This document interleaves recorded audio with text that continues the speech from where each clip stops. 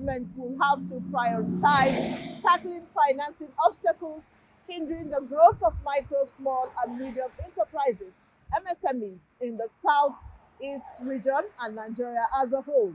Let's join Tokwe Alabi as he chronicles conversations of experts on steps to be taken by the federal government to tackle MSMEs' financing challenges. To bridge the financing gap, scale up growth and expand micro and small medium enterprises MSMEs in Nigeria and other developing markets, federal government will have to explore technological advancements, platform-based alternative models and reverse factoring solutions. According to the Small and Medium Enterprises Department Agency of Nigeria, SMEDAN, there are about 40 million SMEs in Nigeria accounting for 62 million jobs and approximately 46% of the nation's GDP. Despite their economic impact, MSMEs encounter difficulties in accessing credit with an unmet finance gap of over $15.8 billion. Nearly half of the sub-Saharan region's total stringent requirements, limited collateral, high interest rates, and macroeconomic regulations hinder their access to finance. This is why experts want federal government to prioritize tackling obstacles hindering the growth of micro, small and medium enterprises, MSMEs, in the country as a whole. The Executive Secretary, Southeast Business and Investment Summit, Ifedin Okwena, emphasized the need for the government to revive the region's economy for a win overall sustainable growth while tackling the challenges of inadequate government support, limited access to finance, and high interest rates. You may recall that Eastern Nigeria, which comprises the present Southeast and part of South Nigeria, was between 1958 and 1967 said to be the fastest growing economy, growing at about 9% APR. If you know that, actually it was 9.2 annually, outperforming countries like Singapore, Bangladesh, Taiwan, and the rest of the Asian tigers. Today, the story is no longer the same. The economic indices of Southeast have since nosedived, comparatively due to many fundamental challenges, including the almost 3 years civil war, which ravaged and devastated the eastern heartland.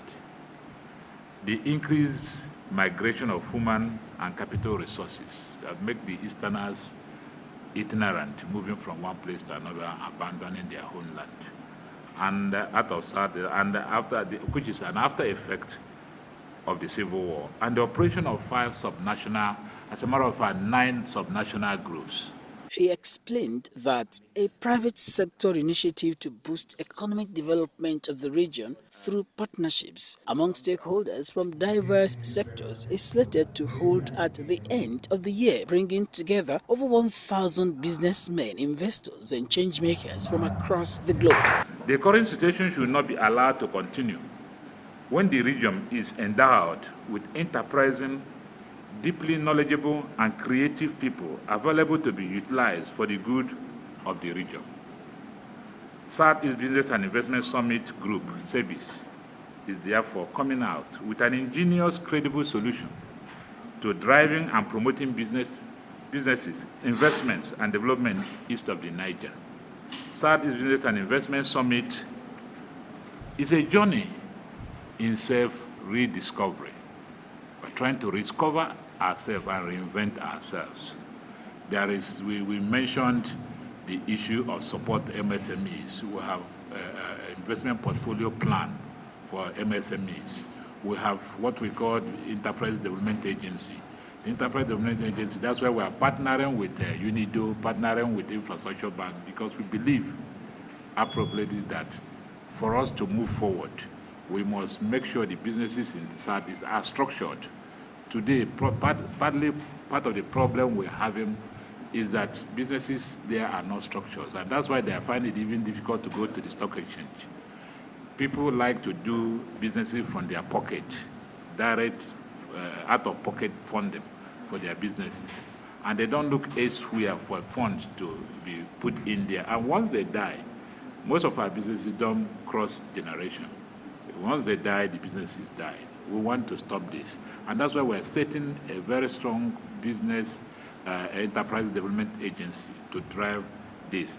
And again, this issue of visibility of businesses in the South is very crucial. Leveraging disruptive financing options, MSMEs in developing countries could overcome the current finance gap estimated by the International Finance Corporation (IFC) at $5.2 trillion, as funding barriers constitute a key challenge that inhibits MSMEs' growth in capacity to scale.